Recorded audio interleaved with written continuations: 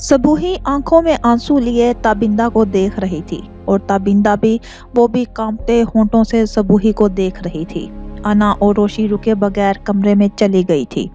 Waleed waiting lounge में ही मुस्तफ़ा के पास रुक गया था, जबकि इस वक्त दरवाजे के बाहर वो दोनों ही खड़ी थी। अफशा भाभी, सबूही दोनों एक दूसरे के गले लग गई थी। सबूही को तो किसी भी बात का अब होश ना था, जबकि ताबिंदा को ख्याल था कि वो इस वक्त कहाँ खड़ी हैं।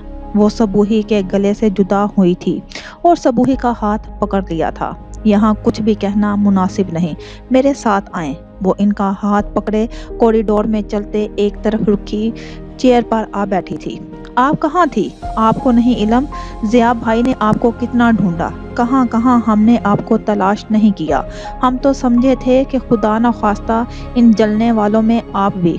सबूही अपने मुंह पर हाथ रख कर एकदम रो पड़ी थी। ताबिंदा ने डबडबाती आंखों से सबूही को देखा था। मैंने इतने खत लिखे आप लोगों को, आप में से किसी ने भी कोई जवाब ना दिया। मैं तो सालों से इंतज़ार में थी कि शायद कोई पलट कर आता है, कोई तो खबर देगा, शायद कोई। सबूही ने शौक की कैफियत में देखा था। किस एड्रेस पर खत लिखे थे? वही अमेरिका का एड्रेस जिसमें हम रहते थे, मेरे पास वही एड्रेस था बस। सबूही के दोनों हाथ अपने पहलू में पड़ी बेबसी के अंदर में गिरे थे। वो घर तो हम भाई के वापस जाने के एक माह बाद छोड़ चुके थे। वकार का सिकंदर भाई की दुकान जिस किराएदार के पास थी, उसे उससे लेन देन के मामले में झगड़ा हो गया था। इधर सिकंदर भाई का घर जल चुका था। उनकी बीवी बच्चों का कुछ इल्म ना था। ज़िया भाई पागलों की तरह आपको ढूंढते रहे और इधर मैं अकेली अजनबियों के देश में लोगों से लड़ती रही, क्योंकि वकार को पुलिस पकड़ के ले जा चुकी थी। ज़िया भाई बहुत परेशान थे। इधर गोरों के देश में ना इज्जत महफूज थी और ना ही जान। ज़िया भाई ने आपको बहुत तलाश किया। सभी कहते थे कि जलने वालों में आप भी शामिल हैं। फिर वो मेरी वजह से अमेरिका चले गए। वहाँ जाकर वकार तो बाहर आ गए, लेकिन मामलात ज़्यादा बिगड़ गए। इस बार ज़िया भाई का उस आदमी से झगड़ा हुआ था। ज़िया भाई से गोली चली, अब बचाव की कोई उम्मीद ना थी। ज़िया भाई हमें फौरन ये जगह छोड़ देने का कहकर वहाँ से भाग गए थे और फिर हमने भी वो जगह छोड़ दी। किसी और जगह कुछ अरसा रुके और फिर वो शहर ही छोड़ दिया। हम लोगों ने बड़ी मुश्किल ज़िंदगी गुजारी थी। ज़िया भाई तो कई सालों तक घर से बाहर ना निकल सके थे। हम तो वो जगह ही छोड़ आए थे। हमें पहले भला आपके खतूत कैसे मिलते? सबूही की आंखों के आंसू ताबिंदा के आंसुओं से तेज तार थे। ताबिंदा भी गुमसुम अंदाज में सब देखे गई थी। मैंने एक तवील सफ़र इंतज़ार के सूली पर लटकते गुजार दिया। मेरे दिल में न जाने क्या क्या वसवसे जन्म लेते रहे और मैं हर बार बेकरार होकर ख़त लिखती रही। सबूही ने बेइख्तियार ताबिंदा को सीने से लगा लिया था। काश हमें इल्म होता आप जिंदा हैं, हम आपको खुद तलाश कर लेते। यहाँ किसके पास आई हैं? कुछ देर संभलने के बाद ताबिंदा ने पूछा था। शहवार के बारे में इल्म हुआ था तो मैं आई थी। ताबिंदा चौंकी थी। शहवार क्या लगती है आप लोगों की? मेरी बेटी अना की दोस्त है। सबूही ने आंखें साफ करते कहा तो ताबिंदा शदीद हैरान हुई थी। ये अना जो शहवार की दोस्त है, वो आपकी बेटी है? वो बेयकीन सबूही ने सर हिला दिया था। मेरे अल्लाह, वो एकदम फिर रो पड़ी थी। अना एक अरसे से शहवार की दोस्त थी। काश मुझे इल्म होता। मैं इधर उधर भटकती रही और मेरे अपने मेरे पास आकर भी दूर रहे। वो फूट फूट कर रोई थी। रो तो सबूही भी रही थी। मेरी बेटी रोशाने कहाँ है? ताबिंदा के लहजे में सदियों की सी प्यास थी। वो भी हमारे साथ आई है। अना के साथ शहवार के पास गई है वो दोनों। मैं तो आपको देख के रुक गई थी। ताबिंदा ने एकदम अपने सीने पर हाथ रखा था। वो रोशी थी मेरी बेटी? वो बेकरार होकर खड़ी हुई थी। उन्होंने दोनों लड़कियों की तरफ कोई तवज्जो ना दी थी, बल्कि अपने ही ख्यालों में बाहर निकली थी। वो तो सबूही की पुकार पर ठिठक कर रुकी थी और वो दोनों लड़कियां अंदर चली गई थी। हाँ, रोशाने मेरे एहसन की दुल्हन भी है। मुझे रोशाने से मिलना है। वो बेकरार होकर आगे बढ़ी थी और फिर ना जाने क्या हुआ कि रुक गई थी। और ज़िया कैसे हैं? लहजे में सदियों की थकान थी। आपकी जुदाई ने उन्हें वक्त से पहले बूढ़ा कर दिया है। اکثر بیمار رہتے ہیں۔ تابندہ پھر بے اختیار رو پڑی تھی۔ آپ کا شہوار اور مصطفیٰ لوگوں سے کیا تعلق ہے؟ آپ ادھر کیوں ہیں؟ صبوحی کے اندر جو سوال بلا رہا تھا اس نے فوراً پوچھا تھا۔ شہوار میری بیٹی ہے، تابندہ نے بتایا تو صبوحی نے الجھ کر دیکھا تھا۔ سکندر اور لالا رخ کی سب سے چھوٹی بیٹی عائشہ ہی اصل میں شہوار ہے۔ صبوحی کے اندر عجیب سی حیرتوں نے سر اٹھایا تھا۔ عائشہ زندہ ہے؟ تابندہ نے سر ہلایا تھا۔ لیکن وہ تو مر چکی تھی، بلکہ اس گھر میں ایک عورت اور ایک بچہ اور 2 بچیوں کی لاشیں ملی تھی۔ پتہ نہیں حقیقت کیا ہے، مرنے والی لالا رخ تھی یا کون تھی؟ مجھے تو بس اتنا پتا ہے کہ میرے پاس عائشہ تھی اور میں اس رات اس گھر میں اکیلی تھی، اور جب ان لوگوں نے گھر کا گھیرا کیا بڑی مشکل سے جان بچا کر بھاگی تھی۔ عائشہ میرے ساتھ تھی۔ او میرے خدایا! صبوحی کا حیرت سے برا حال تھا۔ آپ مجھے ساری کہانی سنائیں۔ اس رات آپ کے ساتھ کیا ہوا تھا اور آپ یہاں کس طرح پہنچی؟ تابندہ سر ہلا کر ایک بار پھر صبوحی کے ہمراہ کرسی پر بیٹھ گئی تھی۔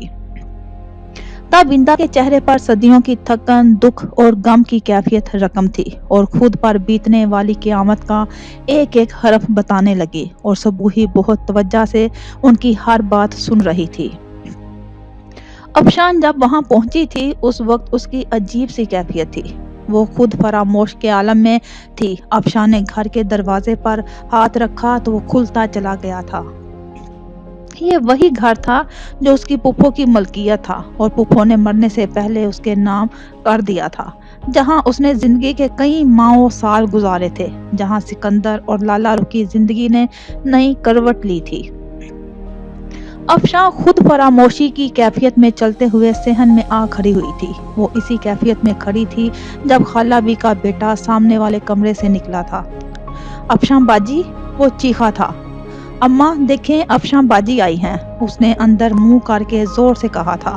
خالہ بی بھی آ گئی تھی۔ انہوں نے افشاں کو دیکھا تو عجیب سا حلیہ اور عجیب سی کیفیت تھی۔ وہ افشاں کا ہاتھ پکڑ کر اسے اندر لے گئی تھی۔ وہ دونوں ماں بیٹا افشاں سے کئی سوال کر رہے تھے، لیکن وہ گمسم سی تھی۔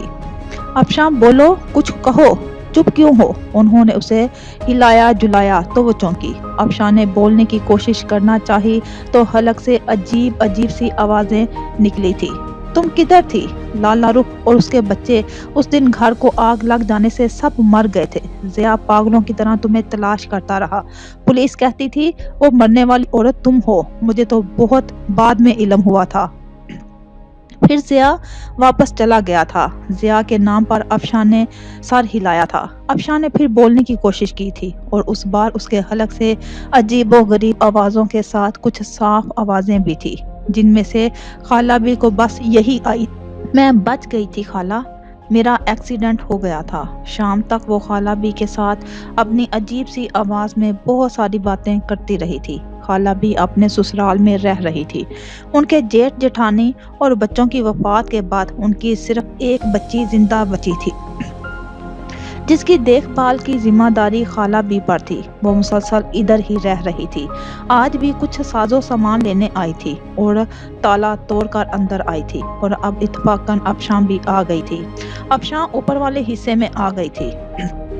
لالا رخ لوگوں کا بہت سارا سامان شفٹ ہو چکا تھا، لیکن کچھ پرانی چیزیں بھی ادھر ہی تھی، جن میں کچھ تصاویر تھی۔ افشاں ان سب چیزوں کو دیکھ دیکھ کر روتی رہی تھی۔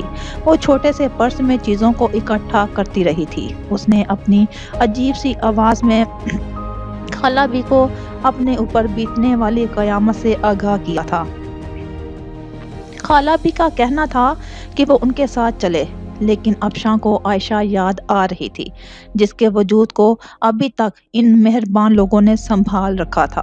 وہ عائشہ کو نہیں چھوڑ سکتی تھی، وہ ان کے ساتھ نہیں جا سکتی تھی۔ خالہ بی کو رات کو واپس جانا تھا، وہاں بچی اکیلی تھی، لیکن وہ اس کے بارے میں بھی پریشان تھی۔ افشاں واپس خالہ بی کے ساتھ شاہ زیب کی کوٹھی میں چلی آئی تھی۔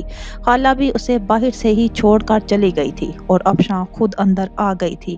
اندر سبھی لوگ پریشان تھے۔ افشاں کو ہر جگہ تلاش کیا جا رہا تھا۔ اسے واپس آتے دیکھ کر سبھی چونکے تھے۔ تم کہاں تھی؟ کہاں چلی گئی تھی تم؟ مہرالنساء نے بے اختیار آگے بڑھ کر افشاں کو کندھے سے تھاما تھا۔ افشاں نے بغل میں ایک چھوٹا سا پرس چھپا رکھا تھا، وہ ڈر کر پیچھے ہٹی تھی۔ شاہ زیب صاحب نے مہرالنساء کو سمجھایا تھا کہ وہ اس وقت پریشان ہے، اسے کمرے میں لے جائیں۔ مہرالنساء اسے کمرے میں لے آئی تھی۔ افشاں ابھی بھی گمسم تھی۔ مہرالنساء نے اس سے زیادہ باز پرس نہیں کی تھی۔ رات کافی بیت رہی تھی، وہ اسے سونے کا کہہ کر چلی گئی تھی۔ افشاں کی وہ ساری رات عجیب سی کشمکش میں گزری تھی۔ خالہ بی نے اسے اپنے سسرالی جیٹھ کے گھر کا ایڈریس دے دیا تھا۔ وہ ساری رات سوچتی رہی کہ اب آگے کیا کرنا ہے۔ اگلے دن مہرالنساء واپس حویلی آ گئی تھی۔ عائشہ اور افشاں بھی ساتھ تھی۔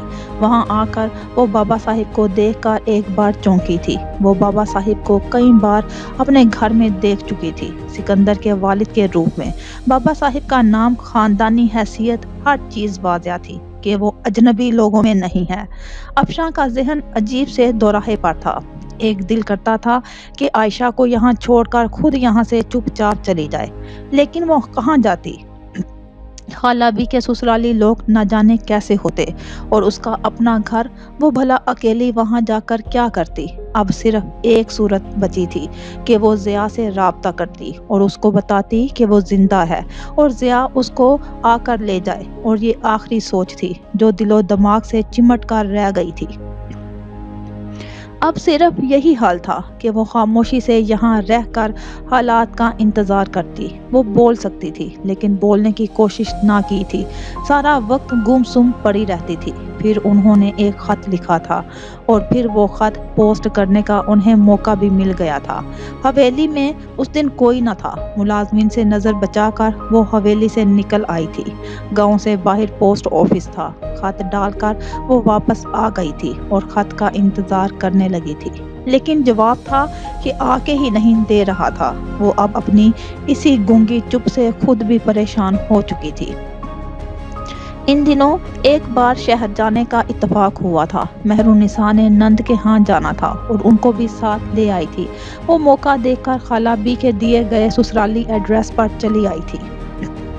خالہ بی سے کوئی حوصلہ افزا جواب نہیں ملا تھا۔ خالہ بی نے بہت کہا تھا کہ وہ ان کے پاس آ جائے، لیکن وہ بہت مایوس ہو چکی تھی۔ وہ واپس آئی تو عجیب نڈھال سا انداز تھا۔ مہرالنساء ابھی گھر نہیں لوٹی تھی۔ وہ لوٹی تو علم ہوا کہ افشاں آج پھر گھر سے غائب رہی تھی۔ وہ اس کے پاس آئی تھی۔ افشاں سے پوچھا تو وہ خالی نظروں سے ان کو دیکھے گئی۔ مہرالنساء کو افشاں پر بہت دکھ ہوا۔ تم ہمیں بتاؤ گی تو ہمیں تمہارے گھر والوں اور رشتہ داروں کو تلاش کرنا آسان ہوگا۔ ڈاکٹرز کہتے ہیں تم بول سکتی ہو، لیکن حادثے کی وجہ سے تمہاری گویائی کا مسئلہ ہوا ہے۔ جب تم اکیلی باہر نکلتی ہو تو مجھے ٹینشن ہونے لگتی ہے کہ کہیں خدا نہ خواستہ تمہارے ساتھ کوئی مسئلہ نہ ہو جائے۔ دھیمے سے کہا تھا تو افشاں نے ایک گہرا سانس لیا تھا۔ میرا اس دنیا میں کوئی نہیں ہے۔ بہت عجیب سی آوازوں میں الجھے افشاں کے یہ الفاظ ایسے تھے کہ مہرالنساء حیران رہ گئی تھی۔ افشاں کے حلق سے آواز گھٹ گھٹ کے آ رہی تھی۔ یہ بچی تمہاری بیٹی ہے؟ افشاں نے محض سر ہلایا تھا۔ تم بول سکتی ہو نا؟ تم مجھے بتاؤ، تم کون ہو، کہاں سے ہو؟ محبت سے مہرالنساء نے مزید پوچھا تھا، اور تب افشاں کے دل میں جو آیا تھا وہ انہیں بتاتی گئی۔ افشاں نے عائشہ کا نام شہوار بتایا تھا اور اپنا نام تابندہ۔ شہوار کے باپ کا نام سکندر۔ اس نے سکندر کے والدین سبحان احمد لوگوں کا ایڈریس بھی دے دیا تھا۔ مہرالنساء نے شاہ زیب کو ساری معلومات دے دی تھی، اور شاہ زیب صاحب نے معلومات کی تصدیق کروائی تو سکندر واقعی سبحان احمد کا بیٹا تھا۔ لیکن بات کی باتیں ایسی تھی کہ جس سے معلوم ہی نہ ہو سکا کہ والدین کی وفات کے بعد سکندر نے کس سے شادی کی تھی، وہ کب مرا، اور تابندہ کے سسرال والوں نے اسے کیوں گھر سے نکالا۔ افشاں کا خیال تھا کہ وہ وقتی طور پر اس گھر میں رہ لیں گی۔ جب بھی ضیاء کی طرف سے کوئی رابطہ ہوا تو وہ ان لوگوں کو سچ بتا دے گی، لیکن ان کا انتظار ہی رہا، اور کبھی کسی نے پلٹ کر ان کے خط کا کوئی جواب تک نہ دیا تھا۔ آہستہ آہستہ خالہ بی سے روابط بھی ختم ہوتے گئے۔ اس نے خالہ بی کو خود سے رابطہ کرنے سے منع کر رکھا تھا۔ وقت تیزی سے گزر رہا تھا۔ मुसलसल थेरेपी से वो अब रवानी से बोलने के काबिल हो चुकी थी। हवेली वालों ने उन्हें इज्जत दी थी, अपने घर रखा था, पनाह दी थी। वो भी उनके साथ रहने लगी थी, उनके मामलात को अपने तमाम मामलात समझने लगी थी। वक्त महीनों में और महीने सालों में बदलने लगे तो ताबिंदा का इंतज़ार भी मरने लगा था। उसकी झूठी कहानी ही अब उसकी शनाख्त बनती जा रही थी। उनके पर्स में लाई गई चीज़ों में कुछ तस्वीर के अलावा एक छोटा सा शनाख्ती कार्ड ऐसा था जो झूठ ना था, जो शहवार के मुस्तकबिल का तयन कर सकता था। शहवार बड़ी हो रही थी और उन्हें अपनी बेटी रोशी याद आती थी, और फिर उन्होंने अपनी ज़ात को पसे पुष्ट डालते सिर्फ और सिर्फ शहवार की ज़ात पर तवज्जो मरकूज कर दी थी। कभी कभार खाला भी से भी राब्ता किया था। वो अब इस पुराने घर में मुंतकिल हो गई थी। शहवार उनकी बेटी ना थी। उन्होंने शहवार को जन्म नहीं दिया था, लेकिन उन्होंने शहवार की तरबियत माँ बनकर की थी। शहवार के सवालात के वो जवाबात नहीं दे सकती थी, लेकिन उन्होंने तय कर लिया था कि सिकंदर जिस खानदान का हिस्सा नहीं बन सका, इस खानदान में शहवार को ज़रूर पहचान दिलवाएगी। और फिर वक्त ने साबित कर दिया कि ये खानदान किस कदर मेहरबान है इन दोनों के लिए। शहवार मुस्तफ़ा से शादी के खिलाफ थी। वो अपना माजी जानना चाहती थी, लेकिन उन्होंने उसकी तमाम तर मुखालफत के बावजूद मुस्तफ़ा से उसकी शादी करवाई थी, और फिर वो हमेशा के लिए हवेली छोड़कर चली गई थी। उन्होंने एक बार फिर पुराने रिश्तों को खोजने और तलाश करने की कोशिश की थी, लेकिन सब ला हासिल था। और फिर एक दिन अजीब सा वाकया हुआ था। वो शॉपिंग के लिए गई थी, लेकिन वापसी पर एक चेहरा दिखाई दिया था। इस चेहरे पर उन्हें सिकंदर का गुमान हुआ था, लेकिन फिर कुछ मालूम ही ना हो सका। वो कई दिन तक अपने वहम की तरदीद करती रही थी, और फिर उन्होंने इन रिश्तों, इन नातों को तलाश करने की कोशिश कर दी थी। और अब अचानक पहले मुस्तफ़ा उनके पास आकर उनको लेकर आया था, और अब सबूही से सामना होना वो जैसे हिल कर रह गई थी। वो दोनों शहवार के पास थी। रोशी खुद मां बन रही थी। वो जानती थी ये कैसी अजियत होती है। वो शहवार की तकलीफ समझ सकती थी। दोनों बड़ी दिलजमी से उसको बहला रही थी। शहवार के आंसू थे कि रुकने का नाम ही नहीं ले रहे थे। अना और रोशान ने मतवातर उसको तसल्ली और तशफ़ी कर रही थी। मामा किधर रह गई हैं? कुछ देर बाद शहवार संभली तो अना को भी इर्द गिर्द का ख्याल आया था। इस वक्त कमरे में आयशा, मेहरुन्निसा, शहवार, रोशी और अना मौजूद थी। सबूही कहीं भी ना थी। कमरे तक तो हमारे साथ ही थी। रोशी को भी ख्याल आया था, मैं देखती हूँ, हो सकता है बाहर ही रुक गई हूँ। अना कहकर कमरे से निकल आई थी। शायद वेटिंग रूम में न चली गई हूँ, वो सोचते हुए उस जानिब आई थी, लेकिन वहाँ सिर्फ मर्द हजरात थे। वो कहीं ना थी, न जाने किधर रह गई हैं। वो वापस पलट आई थी। कमरे में वापस जाने से पहले उसने दूसरी तरफ जाती राहदारी को देखा। कहीं इधर तो नहीं आ निकली। गलती से वो उस जानिब चल दी थी। राहदारी के इख्तिताम पर बरामदा था, जहाँ कुर्सियाँ रख कर बैठने का इंतज़ाम था। वहाँ पहुँचकर अना चौंकी थी। सबूही और ताबिंदा दोनों वहाँ मौजूद थी। ताबिंदा से वो ज़ाती तौर पर कभी ना मिल पाई थी, बस शहवार के निकाह और फिर रुखसती पर उनसे सलाम दुआ हुई थी। खसूसी तौर पर कोई बातचीत ना हुई थी। मामा, वो करीब आई तो दोनों चौंकी थी। दोनों की आंखों में आंसू थे। दोनों ने ठिठक कर अपने आंसू साफ किए थे। अस्सलाम वालेकुम। करीब आकर अना ने ताबिंदा को सलाम किया था। वो खड़ी हो गई थी। सबूही भी साथ खड़ी हो गई थी। ये मेरी बेटी है अना।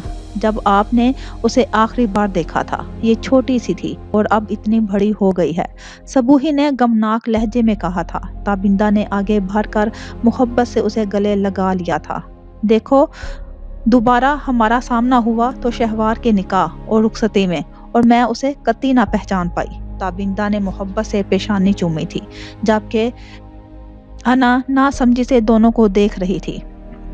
हाँ, मेरी किस्मत ने मुझे सब दूर कर दिया, शायद यही सब लिखा हुआ था। दोनों ने अपनी आंखें साफ की थी, जबकि अना परेशान होकर उनकी बातें समझने की कोशिश कर रही थी। रोशी कहाँ है? सबूही ने पूछा था। कमरे में शहवार के पास है। आए वहीं चलते हैं, सबूही ने कंधे पर हाथ रख कर कहा था। तो ताबिंदा की आंखें एक बार फिर छिलक पड़ी थी। मैं अपनी बेटी का सामना कैसे कर पाऊंगी, और इतने लोग हैं, किस किस के सवालों के जवाब दूंगी। और शहबार, वो तो पहले ही इतने बड़े सदमे से गुजर रही है, उसे जब हकीकत का इल्म होगा वो तो जीते जी मर जाएगी। सबूही ने सर हिलाया था। जाओ अना, रोशी को लेकर इधर आ जाओ। अभी शहवार कभी भी और सदमे की मुतहम्मिल नहीं है। ना जाने क्या बातें हो रही थी। शहवार की वालिदा और मामा का आपस में ना जाने क्या ताल्लुक था जो वो दोनों ऐसा कह रही थी। जी मामा। अना चली गई थी और फिर कुछ देर बाद रोशी के साथ आई थी। ताबिंदा रोशी को देखकर एकदम साकत हुई थी। सारी उम्र जिस इंतजार में गुजारी थी, आज वो इंतजार खत्म भी हुआ तो कैसे। वो बेइख्तियार रोशी की तरफ बढ़ी थी और बड़ी शिद्दत से रोशाने को गले लगा लिया था। रोशाने ने और अना दोनों हैरत ज़दा थी, जबकि सबूही की आंखों से मुसलसल आंसू गिर रहे थे। मेरी बेटी, मेरी जान। ताबिंदा भी सिर्फ यही अल्फाज दोहरा रही थी, जबकि रोशी को लग रहा था कि जैसे किसी ने कदमों तले से जमीन खींच ली हो। वो वालहाना अंदाज में रोशी का चेहरा चूम रही थी, हाथों का बोसा ले रही थी। उनकी शिद्दत और तरफ देखने वाली थी। मामा, ये सब क्या है? अना गुमसुम सी थी। उसने सबूही का कंधा हिलाया तो उन्होंने बहती आंखों से हैरान और परेशान सी अना को देखा। ये मेरी भाभी हैं, रोशाने की वालदा, जिया भाई की बेगम, और तुम्हारी मुमानी अफशान भाभी। अना एकदम साकत हुई थी। दूसरी तरफ रोशी भी थम सी गई थी। लेकिन ये तो शहवार की वालदा हैं। अना बेयकीन थी। नहीं, ये शहवार की वालदा नहीं है। शहवार की माँ लाला रुख थी जो मर चुकी हैं। आज जैसे इनकशाफात का दिन था। अना ने बेयकीनी से सबको देखा था। बेयकीन तो रोशी भी थी। वो हैरत से गुंग कभी ताबिंदा को देखती थी और कभी सबूही को। मुझे जिया साहिब और वकार भाई से मिलना है। सबूही, रोशी को मोहब्बत से बाजू के हिसार में लेते हुए कहा तो सबूही ने सर हिलाया था। हमारे साथ सिकंदर भाई का बेटा ईसा भी है। वो न जाने क्या सोचे। अभी सबको बहुत तहम्मुल से सब कुछ बताने की ज़रूरत है। मैं शहबार से मिलकर घर जाती हूँ, सबको साथ लेकर आती हूँ। ईसा, वो जिंदा है? ताबिंदा ने अपनी कहानी तो सुना दी थी, लेकिन अभी सबूही ने बहुत सी बातों से पर्दा नहीं उठाया था। जी, जिया भाई उसे अपने साथ बाहर ले गए थे। ओह, तो फिर वो मरने वाले कौन लोग थे? वो बच्चा, वो औरत, वो दो बच्चियां? मुझे कुछ समझ नहीं आ रही। मैं तो समझी थी कि आयशा मेरे पास है, लाला रुख वापस आ गई होंगी राबिया के साथ, और हो सकता है जिया ने ईसा को वहां उनके पास छोड़ दिया हो। ये तो वो मम्मा है जो कोई भी हाल नहीं कर पाया। मुझे तो लगता है ना जाने कौन मासूम बच्चे लुकमाए अजल बने होंगे। ताबिंदा उलझ गई थी।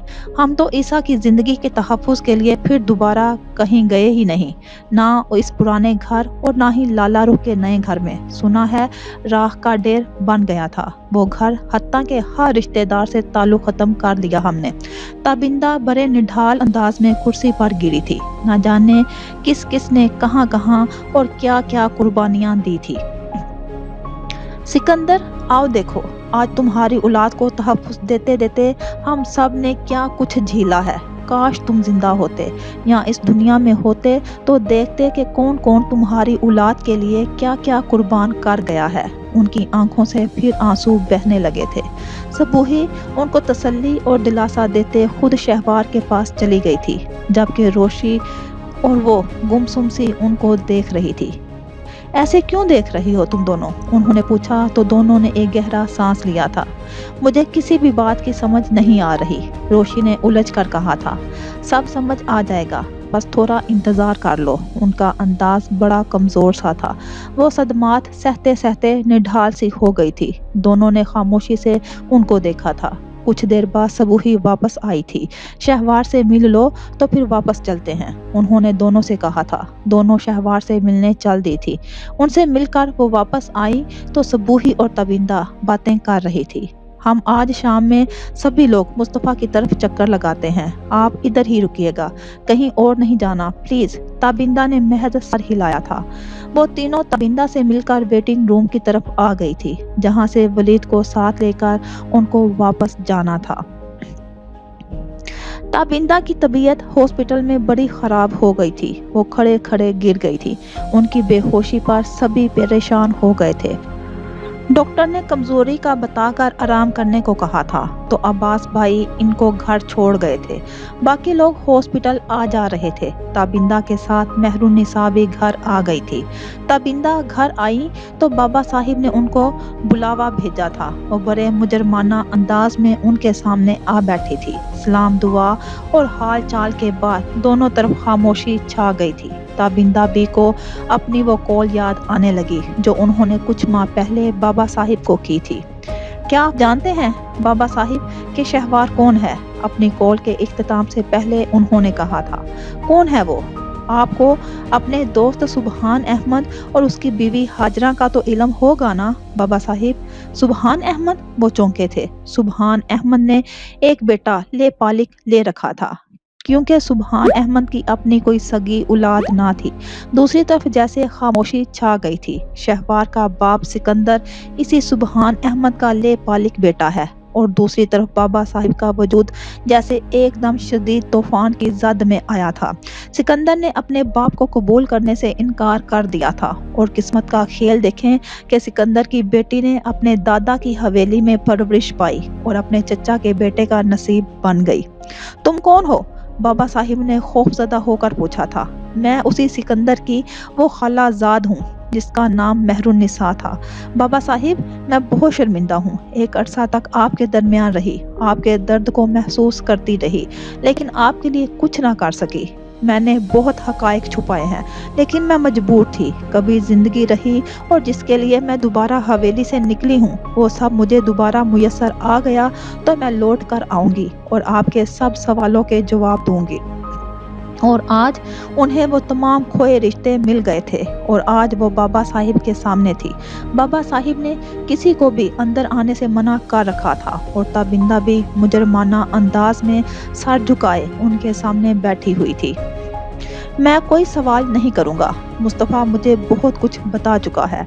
मैं मज़ीद सब्र नहीं कर सकता। तुम जो कुछ जानती हो आज सब कह दो। मुझे बूढ़े की अजियत और तकलीफ से तुम बेखबर नहीं। आज मैं इस अजियत और तकलीफ से आज़ाद होना चाहता हूँ। बाबा साहिब ने बहुत देर बाद लब कुशाई की थी, और ताबिंदा उनके आंसू एक बार फिर बह निकले थे। ताबिंदा बी ने वो सब कह सुनाया था जो वो कुछ जानती थी। सिकंदर की जिंदगी से लेकर लाला रुख की जिंदात तक, और फिर हुमायूं जैसे करप्ट इंसान की जलालत से लेकर खुद के ताबिंदा बनने तक की सारी कहानी। और बाबा साहिब वो बहती आंखों से सब सुन रहे थे और रोते रहे थे। कितना बदनसीब बाप हूँ जो बेटे पर बीतने वाली मुसीबतों में से किसी एक का भी अजाला ना कर सका, और मेरी पोती मेरे सामने ही रही और मैं पहचान ना सका। वो बेइख्तियार रो दिए थे। ताबिंदा भी बस सर झुकाए उनके सामने बैठी रही थी। मेरे फिजान का बेटा जिंदा है? उन्होंने कुछ तवक्कुफ के बाद पूछा था। जी, सबूही ने यही बताया है मुझे। वो बच्चा इस वक्त कहाँ है? उन्होंने फिर पूछा था। इस बारे में सबूही ने मुझे कुछ नहीं बताया। वो कह रही थी कि वो सब शाम में चक्कर लगाएंगे, हो सकता है ईसा भी साथ हो। बाबा साहिब ने महज सर हिलाया था। जब हमें हमारे मुलाजिम ने इतला की थी कि सिकंदर की कोई खबर नहीं और उसका सारा ख़ानदान घर में आग लगने से मर चुका है, तो हम बहुत अजियत में रहे थे। उसी शब तुम हमें मिली थी। हम अपना दुख किसी से भी नहीं कह सकते थे। मुलाजिम से जो कुछ हो सका उसने किया, लेकिन हमें कोई इतला ना मिल सकी, और हम सारी उम्र गुनाह का एहसास लिए अपने ज़मीर की अदालत में तड़पते रहे, जलते रहे और मरते रहे। ताबिंदा बी का दिल उनके गम से सिसकने लगा था। काश कोई हमें बता जाता कि मेरे फैजी की औलाद अभी जिंदा है, तो शायद मैं कुफारे की कोशिश करता, कोई सद्दे बाब करता। कितनी अजियत और बेबसी की बात है। मेरी पोती मेरी आंखों के सामने रही और मैं बेखबर रहा। उसके खानदान पर लोग उंगलियां उठाते रहे और मैं खामोश रहा। ताबिंदा ने गहरा सांस लिया था। आपकी दूसरी शादी और औलाद के मुतल्लिक आपका पूरा खानदान बेखबर था। फिर भला मैं कैसे इस राज को अयां कर देती? काश मेरे इख्तियार में हो, मैं वक्त का पहिया उल्ट सकूं, अपने बेटे के हर दुख हर दर्द का मदावा कर लूं। उनका एहसासे ज़िया उनको नदामत के आंसू रुला रहा था, और ताबिंदा बेबसी से उनको देख रही थी। अयाज की पोस्टमार्टम रिपोर्ट मिल गई थी। मुस्तफ़ा को थोड़ी देर के लिए ऑफिस जाना पड़ा था। वहाँ और भी बहुत से अमूर थे जो तवज्जो तलब थे। अमजद खान को भी बुलावा भेजा था। हाँ, क्या रिपोर्ट है? अब्दुल कयूम के घर का मुकम्मल तौर पर मुहासरा किया जा चुका है। उसकी बीवी और दोनों लड़कियां हमारी निगाह में हैं। अब्दुल कयूम के मुतालिक हमें एक क्लू मिला है। कैसा क्लू? मुस्तफ़ा ने संजीदगी से पूछा था। जैसा कि उनके घर का फ़ोन मुसलसल टैप किया जा रहा है और उस पर 2 दिन पहले इस्लामाबाद के नंबर से एक कॉल थी। वो 2 दिन पहले अब्दुल कयूम पाकिस्तान पहुंचा है, लेकिन घर वालों को कतई खबर नहीं कि वो कहाँ है। वो जो फ़ोन कॉल थी वो एयरपोर्ट से थी। उसके बाद अब्दुल कयूम की तरफ से मुसलसल खामोश है। कॉल आदला ने रिसीव की थी, जो अब्दुल कयूम की बड़ी बेटी है। उसने बताया है कि अब्दुल कयूम किसी काम के सिलसिले में पाकिस्तान में है। बाकी किसी को खबर नहीं है इस वक्त वो कहाँ है। ये भी आदला को इल्म नहीं, क्योंकि अब्दुल कयूम ने कहा था कि बाद में कॉल करेगा और घर वालों को मौजूदा पते का बताएगा। ओ, इन लोगों पर नजर रखो। इस्लामाबाद की पुलिस को इन्फॉर्म कर दें कि ये शख्स मतलूब है और कहीं भी भागने ना पाए। हर जगह तलाश की जाए। एयरपोर्ट हर जगह इन्फॉर्म कर दो। सिक्योरिटी सख्त कर दो। लड़कियों के मोबाइल भी अपनी तहवील में ले लो। जो भी कॉल आए फौरन रिकॉर्ड की जाए। Yes sir. अमजद खान ने फौरन सर हिलाया था। और हाँ, ये लाला रुख वाला केस कहाँ तक पहुँचा? मुस्तफ़ा ने मजीद पूछा था। सारा कुछ आपके सामने है सर, हर बात क्लियर हो चुकी है। बस ये अब्दुल कयूम हाथ लग जाए एक बार। मुस्तफ़ा ने सर हिलाया था। वो घर जब जला था, पोस्टमार्टम रिपोर्ट्स तो होंगी। पुराना रिकॉर्ड सारा निकलवाओ और इन लाशों की रिपोर्ट्स मुझे चाहिए। अब ये रिपोर्ट्स ही फैसला करेंगी कि मरने वाले कौन थे। यस सर, मैं रिकॉर्ड निकलवाता हूँ, अमजद खान ने फौरन कहा था। मुझे 1-2 दिन में ये केस फाइनल करना है। हर मुमकिन तरीके से अब्दुल कयूम को सर्च करने की कोशिश करना होगी। बहुत ढील मिल चुकी इस फैमिली को। अब इस फैमिली का एक एक फर्द पकड़ा जाएगा। मुस्तफ़ा का अंदाज ठोस और अटल था। अमजद खान ने फौरन सर हिलाया था। मुस्तफ़ा अमजद खान को कुछ और ब्रीफिंग देता रहा था, जिसके बाद अमजद खान वहां से चला गया था, जबकि मुस्तफ़ा पुरसोच अंदाज में अपने सामने एक फाइल खोलकर उसको देखने लग गया था। वो सब घर आई तो सबूही ने कॉल करके वकार, एहसन सबको बुला लिया था। ज़िया पहले ही मौजूद थे। वलीद भी इस सूरत हाल में वहाँ मौजूद था। सबूही ने सबको देखा था और फिर रोशी को। अना और रोशी दोनों अजीब सी कैफियत का शिकार थी। दोनों कुछ भी समझने से कासिर थी। क्या बात है सबूही, क्यों इस तरह एमरजेंसी में सबको बुला लिया है तुमने? ज़िया साहिब सबूही के अंदाज देख कर ठिठक गए थे। मैं आज अफशान भाभी से मिली हूँ। वहाँ मौजूद हर फर्द चौंका था। अफशान से? ज़िया साहिब को लगा जैसे उनके अंदर सीने में शदीद दर्द ने अंगराई ली हो। हाँ, अफशान भाभी से। सबूही की आवाज़ रंध गई थी। कैसी बातें कर रही हो सबूही? वो तो वकार ने कुछ कहना चाहा था, जबकि सबूही ने उनकी बात काट दी थी।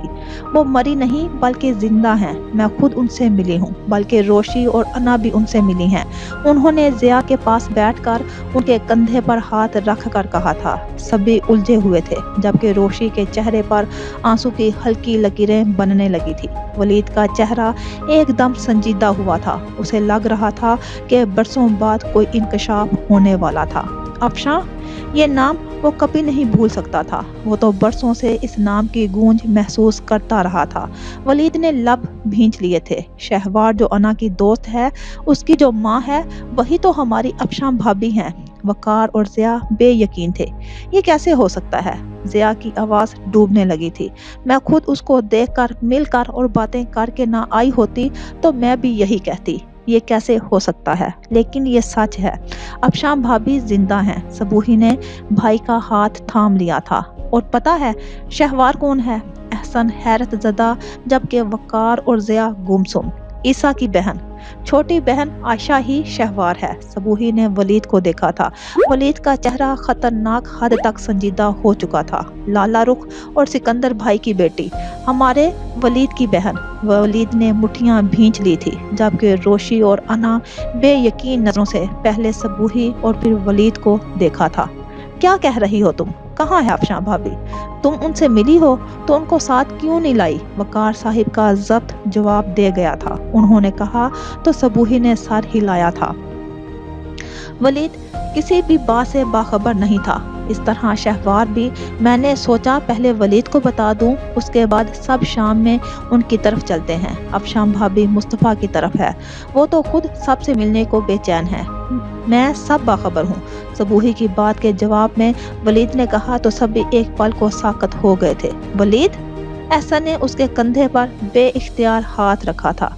जब हमारा घर जला था, मैं उस वक्त उम्र के जिस दौर में था, वहाँ ऐसे वाक़यात कभी नहीं भूलते। किसी भयानक ख्वाब की तरह सारी उम्र ज़हन की स्लेट पर चिस्पा हो जाते हैं।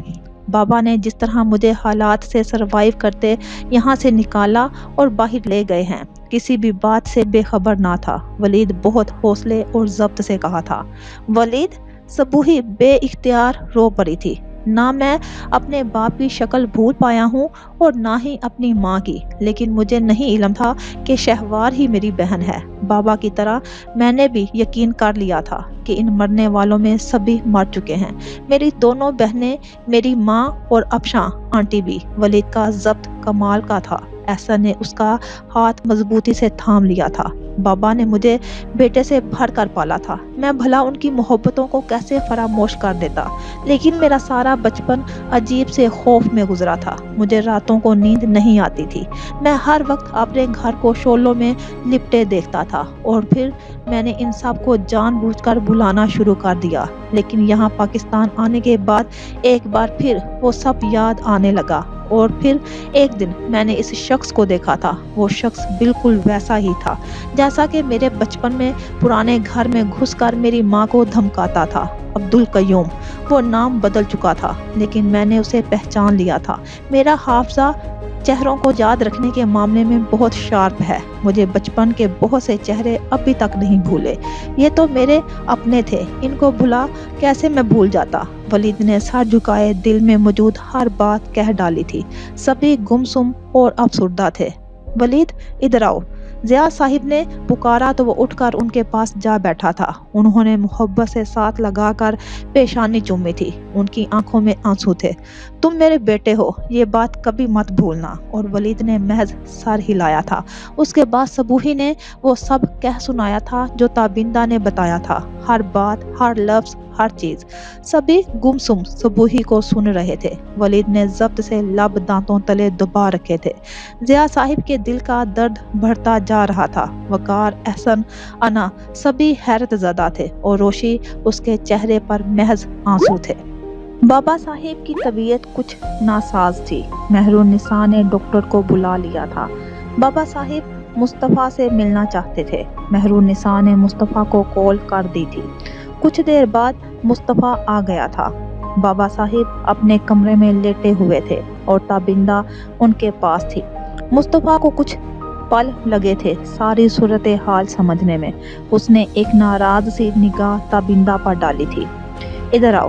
बाबा साहिब ने पास बुला लिया था। मेहरुन्निसा भी वहीं थी। तुम जानते थे कि ताबिंदा कहाँ है? बाबा साहिब ने पूछा तो मुस्तफ़ा ने एक गहरा सांस लिया था। जी बाबा साहिब। तो फिर मुझे क्यों नहीं बताया? उन्होंने नहीब आवाज में पूछा था। मेहरुन्निसा ने उलझ कर देखा, यानी ताबिंदा खुद नहीं आई थी, मुस्तफ़ा कहीं से लेकर आया था। ये जब गायब हुई थी तब मैं शहवार के फादर के आईडी कार्ड पर मौजूद एड्रेस पर गया था। वो लोग बाहर शिफ्ट हो चुके थे। उनके कुछ रिश्तेदारों का एड्रेस मिला था। उनसे मुलाकात हुई थी तो इल्म हुआ कि सिकंदर साहिब तो सुबहान अहमद के हकीकी बेटे थे कि नहीं। सुबहान और उनकी बीवी की वफात के बाद खानदान वालों ने सिकंदर को निकाल दिया था और सिकंदर कहीं चला गया था। कहाँ? किसी को भी इल्म नहीं था। मुस्तफ़ा ने ताबिंदा को देखा था।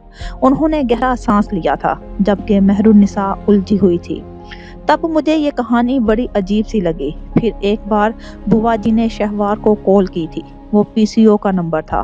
उस एरिया से मुतल्लिक मैंने मालूमात लेना शुरू कर दी। उसके बाद उनकी दूसरी गलती ये रही कि उन्होंने आपको कॉल करके वो सब कहा जो आपने मुझे बताया था। बाबा साहिब चुप थे जबकि ताबिंदा संजीदा। गांव के इस नंबर पर आने वाली कॉल का रिकॉर्ड हासिल करना मुश्किल ना था और फिर लोकेशन ट्रेस करते ही जल्द ही उस घर तक पहुंच गया था जहां ये मौजूद थी। इस सिलसिले में मैंने अपने डिपार्टमेंट की बहुत ही लायक खातून इंस्पेक्टर शहनाज की मदद ली थी और फिर मुझे इल्म हो गया था कि सिकंदर साहिब की खालाजाद यहाँ मौजूद हैं। ताबिंदा ने बहुत कुर्ब से एक गहरा सांस लिया था। मैं चाहता तो इन तक पहुंच सकता था, लेकिन मैं सब कुछ जानना चाहता था कि उन्होंने वो सब क्यों छुपाया और ये सब क्यों किया है। ताबिंदा अभी भी खामोश थी। इन दिनों मैं एक और माजी के केस पर काम कर रहा था और इत्तफाकन एक दिन इस केस की फाइल स्टडी करते इसमें मौजूद कुछ नाम, एक दो तस्वीरें ऐसी थी कि मुझे लगा इस केस का ताल्लुक ताबिंदा बुआ से है। ताबिंदा बुआ यानी सिकंदर साहिब से। और फिर मैंने इस केस पर काम करना शुरू कर दिया था और फिर मुझ पर बहुत से इंकशाफात होते चले गए थे। मुस्तफ़ा ने संजीदगी से ताबिंदा को देखा था। बाबा साहिब भी अफसुर्दा थे। ताबिंदा ने एक गहरा सांस लिया था। कहानी कितनी उलझी हुई थी, लेकिन बिला आखिर मुस्तफ़ा इस असल सिरे तक पहुंच ही गया था। लेकिन वो जितना भी पहुंच जाता, कुछ इसरार अभी भी बाकी थे जिनसे वो बेखबर था। शाम को कुछ लोग आ रहे हैं। मुस्तफ़ा बेटा, तुम घर पर रहना। यूं समझ लो तुम्हारे इस केस में मौजूद कुछ और कड़ियां भी हैं जिनसे तुम्हें मुतारफ करवाना है। ताबिंदा ने कहा तो मुस्तफ़ा ने चौंक कर देखा। कैसी कड़ियां? कौन लोग हैं वो? शाम तक का इंतजार कर लो, खुद ब खुद इल्म हो जाएगा। और बाबा साहिब, मैं जानती हूँ मैंने बहुत कुछ छुपाया था, बहुत सी बातों में गलत बयानी की थी, लेकिन शहवार के बाप के मामले में झूठ नहीं बोला था।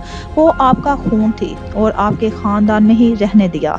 उसे अब आपका फर्ज बनता है सारी औलाद के सामने उसे कबूल करके उसे इस गाली से बचा ले जो आपका सारा खानदान उसे लावारिस और बेशनाख्त कहकर देता रहा है।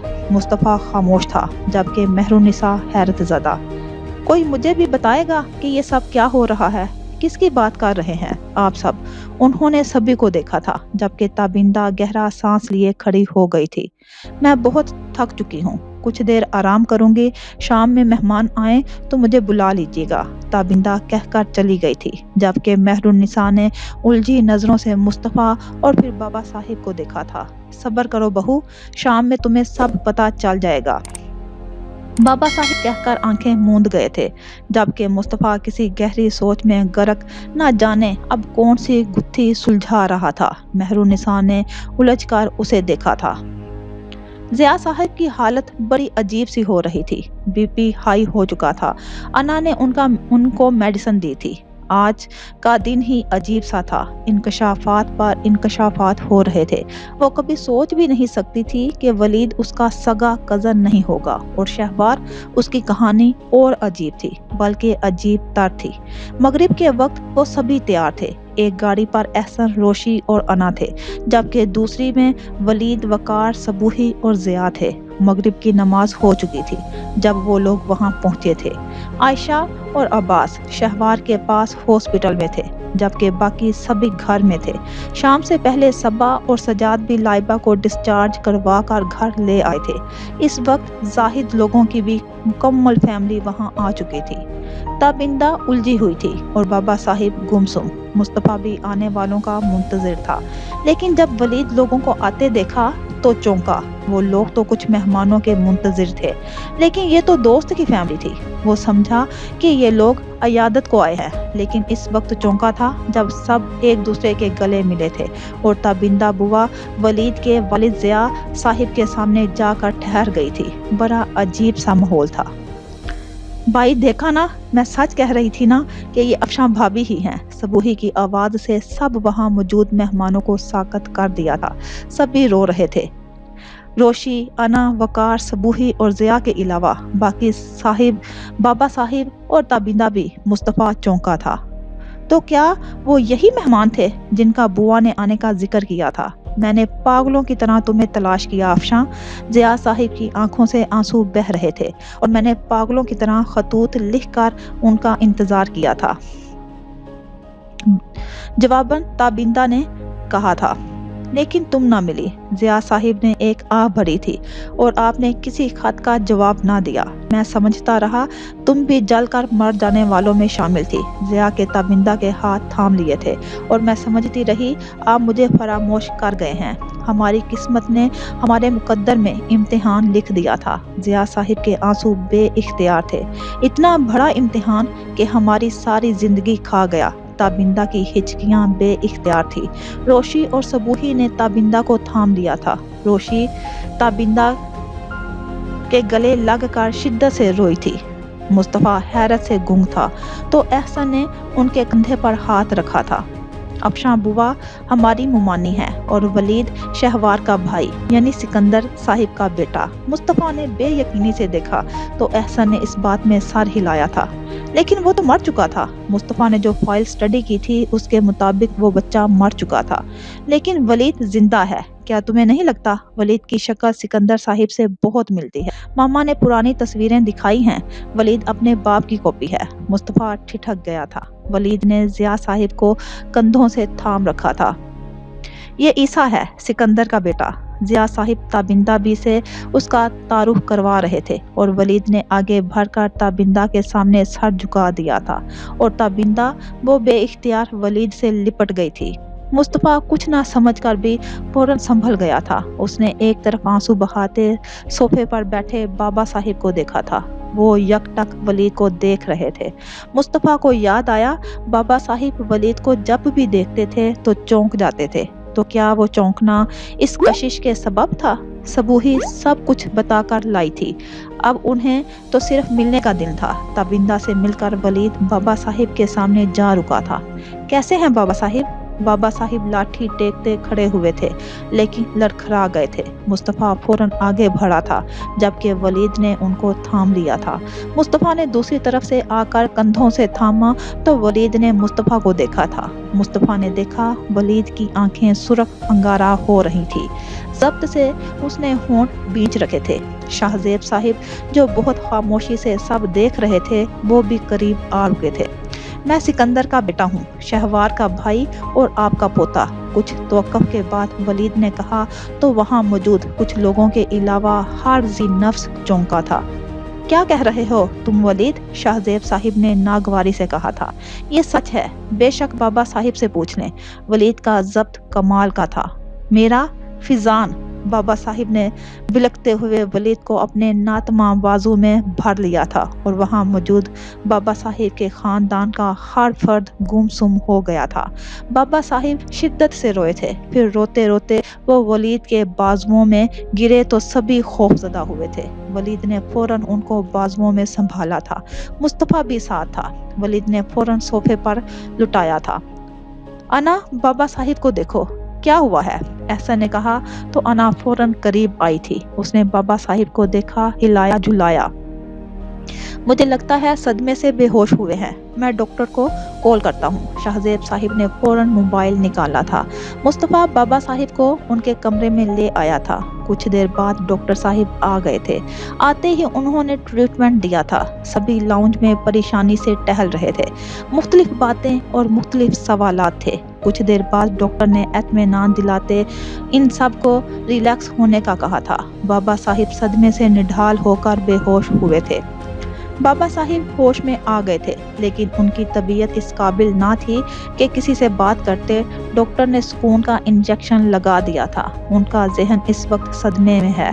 ये कुछ देर आराम कर लें, भरपूर नींद लेकर रिलैक्स फील कर लें, तब उनसे मिलिएगा। सभी ने सर हिला दिया था। कुछ देर बाद डॉक्टर चला गया था।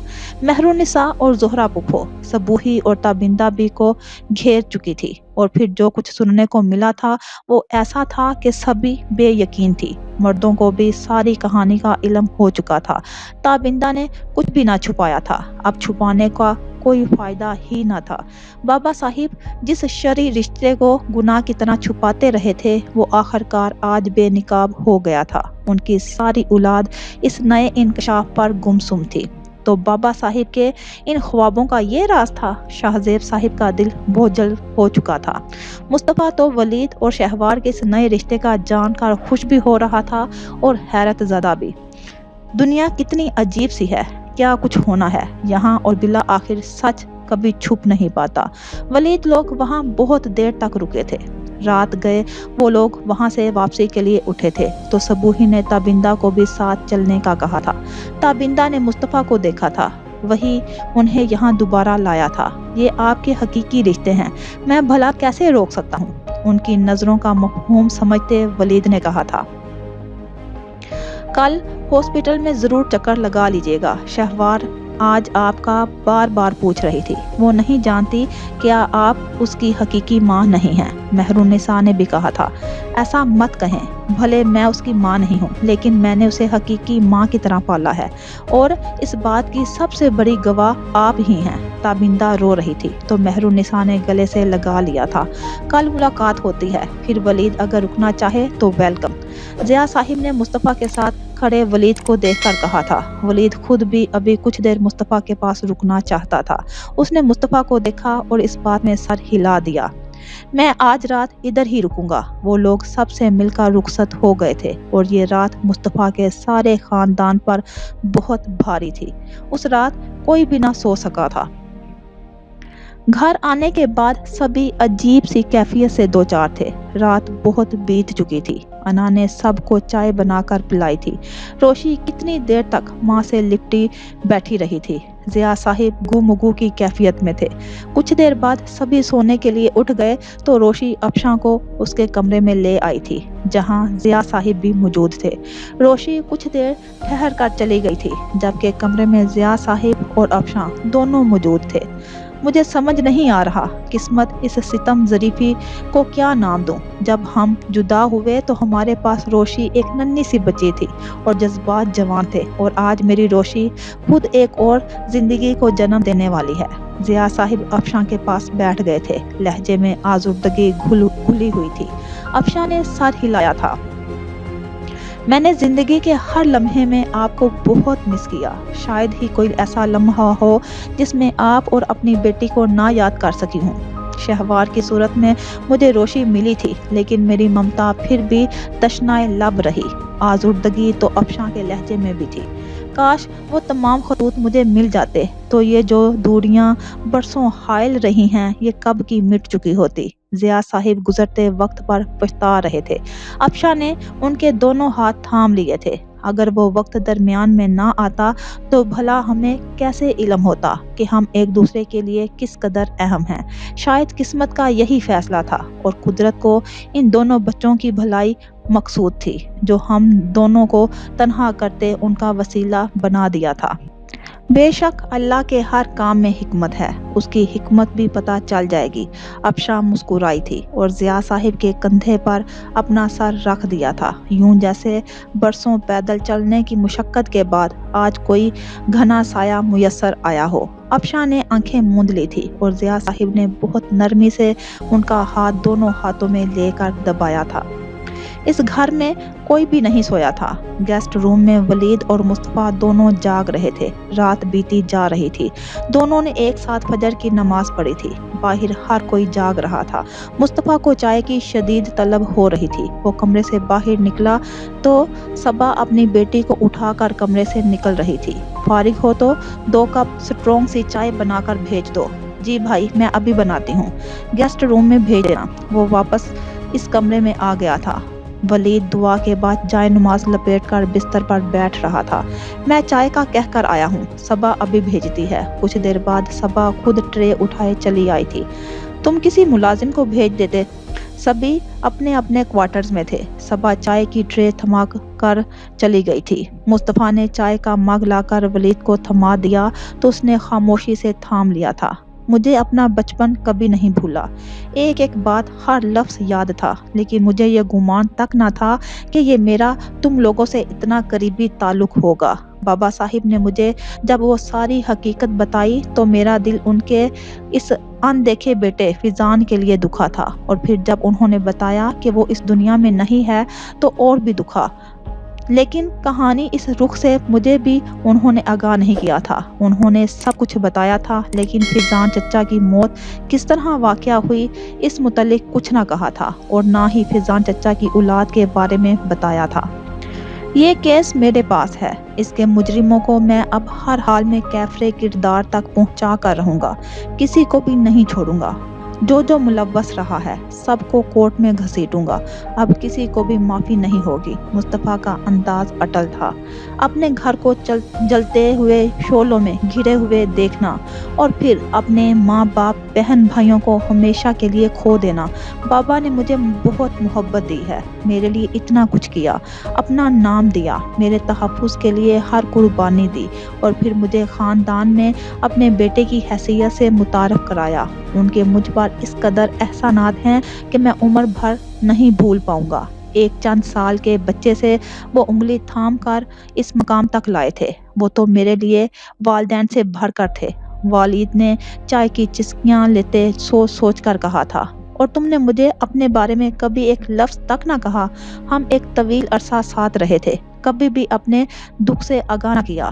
میں تو کبھی بابا کو بھی احساس نہ ہونے دیا تھا کہ میں سب جانتا ہوں۔ میں نے اپنے بچپن کو اپنے دل میں راز کی طرح دفنا گیا تھا۔ یہ سب نہ ہوتا تو شاید میں اب بھی کبھی نہ بولتا۔ انشاءاللہ اب سب ٹھیک ہو جائے گا، اب کسی کے ساتھ کوئی ناانصافی نہیں ہوگی۔ میں بابا اور میرا سارا خاندان تمہیں سپورٹ کرے گا۔ مصطفیٰ کا انداز پرعزم تھا۔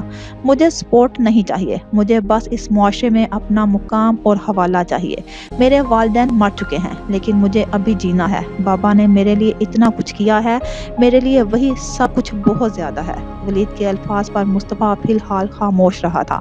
وہ دونوں بہت دیر تک بات چیت کرتے رہے تھے۔ باہر اب ناشتے کی تیاریاں ہو رہی تھی۔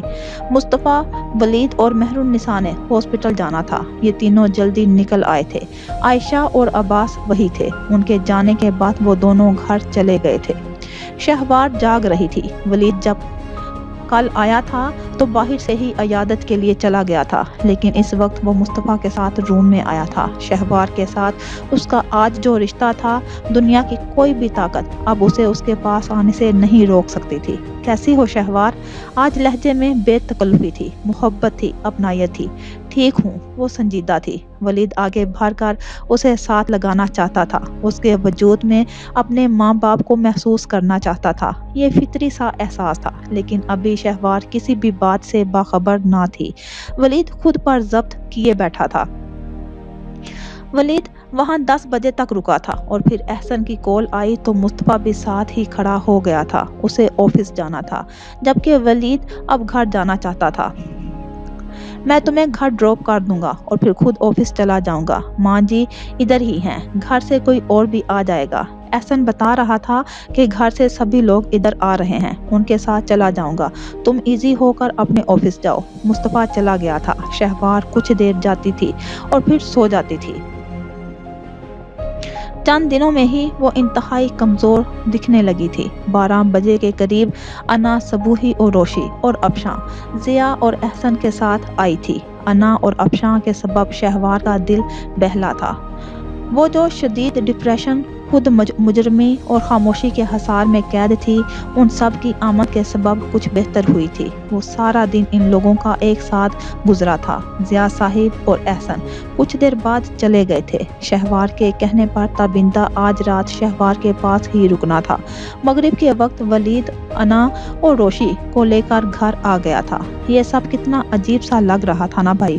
روشی ابھی تک حیرت زدہ تھی۔ وہ لوگ لاؤنج میں بیٹھے ہوئے تھے، سب رشتے، تعلق، سب کچھ بدل گیا۔ انا نے بھی ایک گہرا سانس لیا تھا۔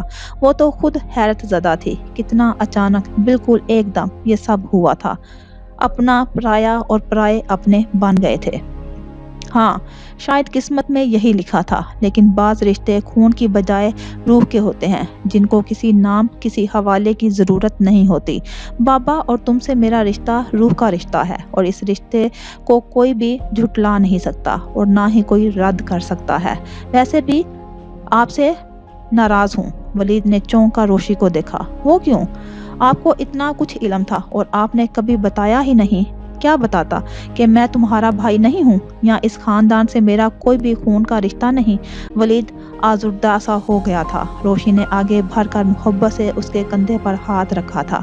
دنیا کچھ بھی کہے، آپ میرے لیے آج بھی میرے بھائی ہیں۔ میرا مان ہے۔ ولید نے مسکرا کر اس کا ہاتھ تھپتھپایا تھا اور انا کی طرف دیکھا تھا۔ وہ سنجیدگی سے دونوں کو دیکھ رہی تھی، لیکن ولید کے دیکھنے پر نگاہیں جھکا گئی تھی۔ میں کچھ دیر آرام کروں گا، لیکن اس سے پہلے ایک اچھی سی چائے کا کپ لاؤ۔ ولید کھڑا ہو گیا تھا، روشی کے سر پر ہاتھ رکھ کر محبت سے کہہ کر چلا گیا تھا۔ روشی کچن کی طرف جانے لگی تو انا بھی ساتھ ہو لی تھی۔ تم رہنے دو، میں چائے بنا دیتی ہوں۔ روشی نے اسے مسکرا کر دیکھا تھا۔ انا کچن کی طرف بڑھ گئی تھی، وہ چائے بنانے لگ گئی تھی۔ چائے بنا کر وہ ولید کے کمرے کی طرف آئی تھی۔ دستک دے کر اندر داخل ہوئی تو ولید کہیں نہ تھا، البتہ باتھ روم کا دروازہ بند تھا۔ وہ ٹیبل پر کپ رکھ کر واپس پلٹی تو ولید دروازہ کھول کر کمرے میں آیا تھا۔ ٹاول سے چہرہ صاف کرتے وہ انا کو دیکھ کر چونکا تھا۔ انا کو دیکھ کر اس کے چہرے کے تاثرات بدلے تھے۔ وہ میں چائے دینے آئی تھی۔ ولید کے بدلتے تاثرات پر انا نے فوراً کہا تھا، تمہیں کس نے اجازت دی ہے میرے کمرے میں داخل ہونے کی؟ وہ ٹاول ایک طرف پھینک کر بہت غصے سے بولا تھا۔ انا نے اس کا بہت بڑا نقصان کیا تھا، اس کے اعتماد، بھروسے، عزت نفس اور سب سے زیادہ دل کو ٹھیس پہنچائی تھی۔ اور جب سے کاشفا سے متعلق حقیقت کا علم ہوا تھا، جی چاہ رہا تھا کہ سر عام سب کے سامنے اس کا حشر نشر بگاڑ دے، لیکن وہ بمشکل خود پر کنٹرول کر پا رہا تھا۔ پلیز ولی، شٹ اپ! ولید ایک دم شدید غصے میں آیا تھا۔